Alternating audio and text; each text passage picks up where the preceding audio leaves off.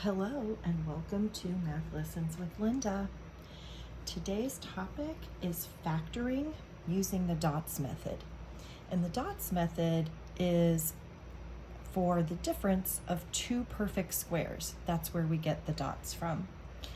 So there is a general setup for factoring with dots, and it looks something like this.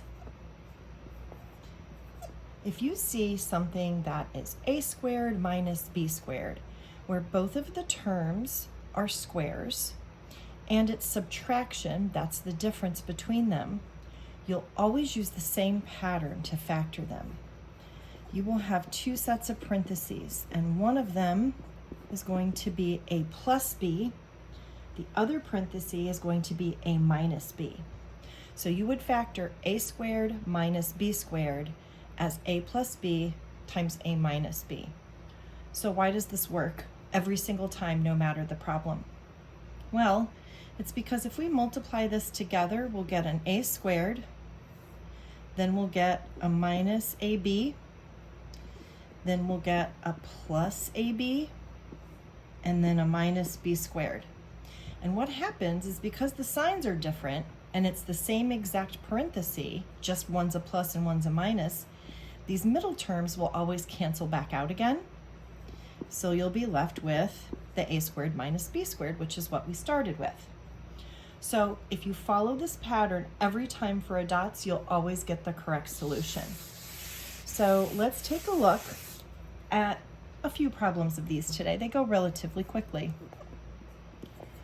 So I've got x squared minus 36. Both x squared and 36 are perfect squares, and I see that it's subtraction. So I can immediately set up my two parentheses. One's going to be plus, one's going to be minus, and I'm going to take the square root of each of these. So x and x goes in the first position, and then I'll have a plus 6 and a minus 6. And this is the factored form for dots. If you choose to go back and multiply it together to make sure that you get the original problem, that's fine too. But as you do more of these, you'll get more confident and you won't necessarily have to do that. Let's try another one. 16x squared minus 25.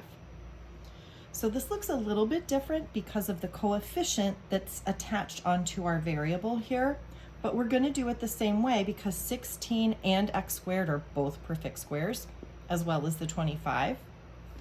So I'm going to make my two sets of parentheses, and I'm going to make one plus, one minus. So now I have to take the square root of the 16 and the x squared.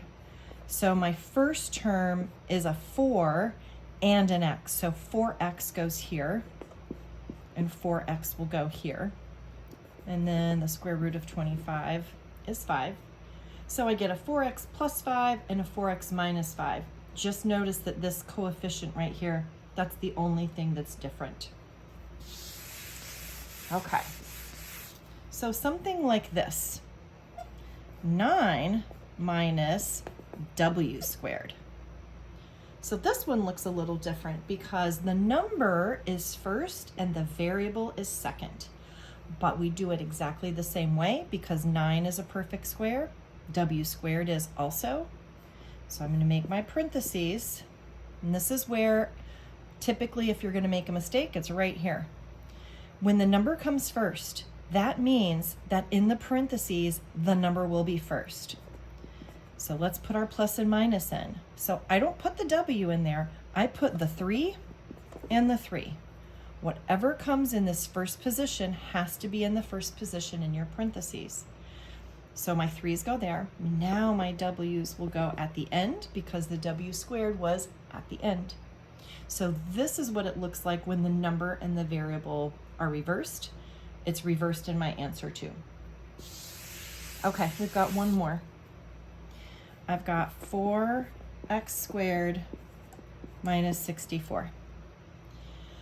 I could factor this just from where I am right now because 4x squared is a perfect square, so is 64. But what I'm noticing is I can factor out a GCF first.